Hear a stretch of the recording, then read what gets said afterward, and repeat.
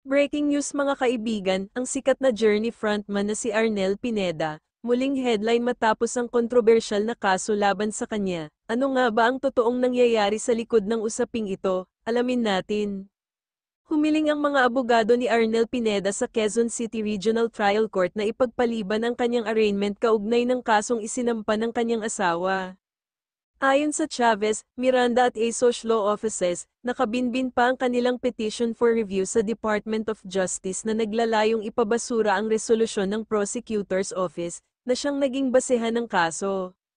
Dahil hindi nakadalo si Pineda sa mga naunang hearing, una dahil nakakonfine sa ospital at sumunod ay hindi pa rin makapunta, naglabas ang korte ng bench warrant para tiyakin ang kanyang presensya, nilinaw ng kanyang kampo na ito ay hindi warrant of arrest, kundi isang paraan lang para mapilit siyang dumalo sa korte.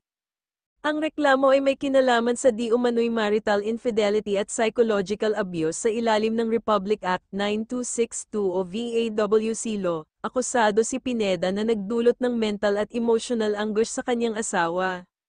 Pero ayon sa kanyang legal team, ito ay ganti lang matapos niyang magsampa ng 2 adultery cases laban sa kanyang misis at umano'y karelasyon nito. Sa katunayan, nitong September 4, naglabas na ng resolusyon ang DOJ na ibinasura ang kaso at iniutos na i-withdraw ang information, na nagpapatunay raw na walang basehan ang reklamo.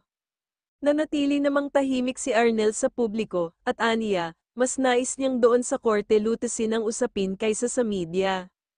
Matatanda ang nakilala si Arnel Pineda noong 2007 matapos siyang madiskubre sa YouTube ni Journey guitarist Neil Sean. Noong 2008, siya ang naging opisyal na bokalista ng banda at kinilala sa buong mundo.